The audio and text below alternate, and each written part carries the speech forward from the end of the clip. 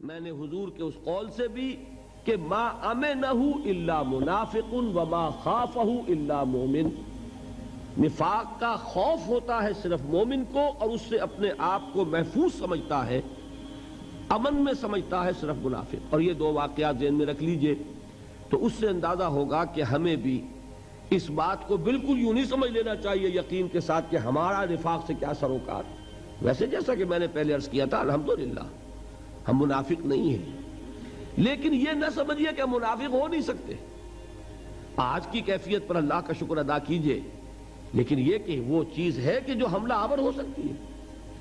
آج کسی کو ٹی بی نہیں ہے، اس کی کیا گارنٹی ہے کہ کل نہیں ہو سکتی؟ تو دل میں انسان جھانکے، اول تو یہ کہ اپنے طرز عمل کا جائزہ لے، کہیں نفاق آ تو نہیں گیا۔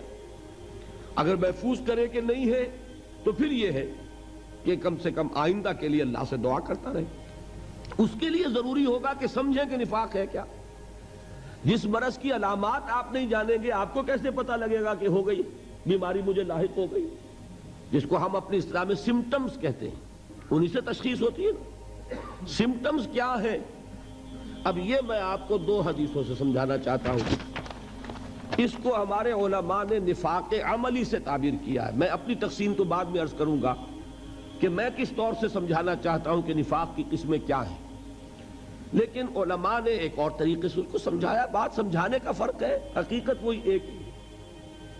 انہوں نے یوں سمجھایا کہ ایک نفاق ہوتا ہے عقیدے کا نفاق، ایک ہوتا ہے عمل کا نفاق، نفاق عملی اور نفاق فی العقیدہ، یہ دو تقسیمیں کی ہیں۔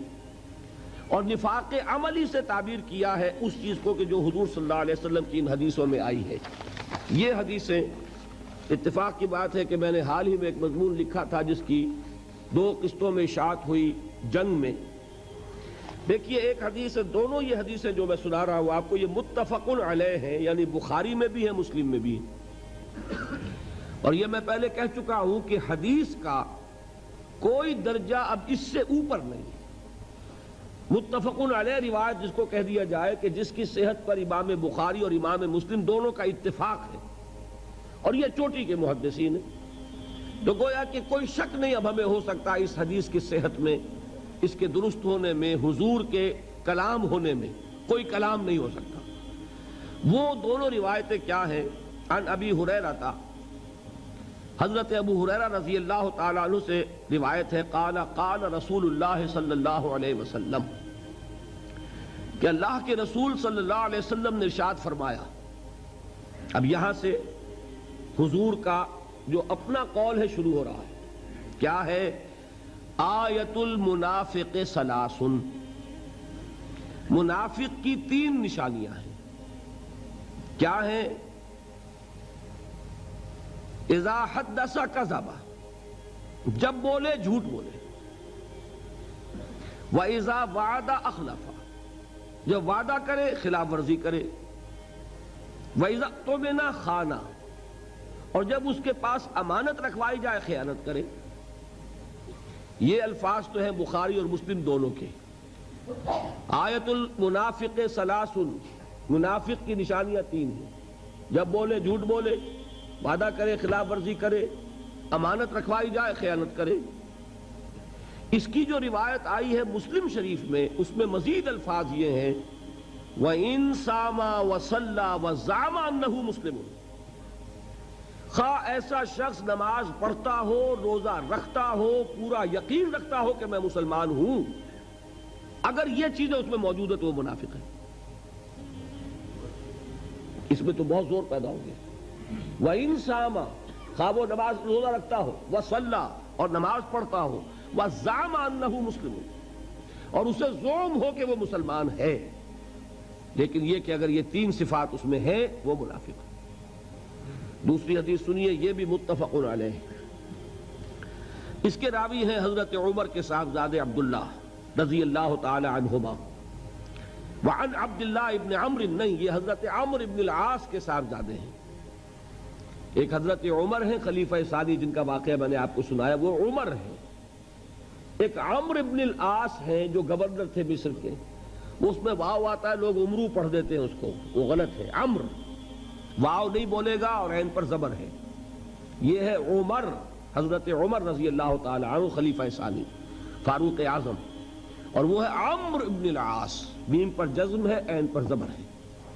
تو حضرت عمرو ابن العاص کے بیٹے کے نام بھی عبداللہ ہے، ان کی روایت ہے قال قال رسول اللہ صلی اللہ علیہ وسلم، وہ فرماتے ہیں کہ نبی اکرم صلی اللہ علیہ وسلم نے ارشاد فرمایا، اربعن، چار خصلتیں ایسی ہیں، من کن فیہ کان منافقا خالصا، کہ جس میں وہ چاروں ہوں گی وہ تو کٹر منافق ہوگا، خالص منافق۔ اب کوئی لفظ مشکل نہیں ہے اس میں، اربع یہ آپ سب جانتے ہیں، چار چیزیں، من کن فیہ جس میں وہ ہوں گی، کانا منافقا خالصا وہ خالص منافق ہوگا۔ اس خالص کا ہماری زبان میں کٹر جو ہے وہ صحیح مفہوم ہے۔ ومن کانت فیہ خصلۃ، اور جس میں ان میں سے ایک خصلت ہوگی، منہن ان میں سے، کانت فیہ خصلۃ من النفاق تو اس میں نفاق کی ایک خصلت ہوئی۔ اب اس کو آپ خود کیلکولیٹ کر لیجئے، 4 سے 100% منافق ہو گیا تو 1 سے 25% ہو گیا، 2 ہے تو 50% منافق ہے، 3 ہے تو 75% منافق ہے۔ یہ تو اس کے ہیں فل ان دی بلینکس۔ حضور نے 2 چیزیں بیان فرما دی، جس میں چاروں ہے وہ تو منافق ہے خالص 100%، جس میں ایک خصلت ہے اس میں اسی نسبت سے نفاق موجود ہے۔ وہ 4 کیا ہیں؟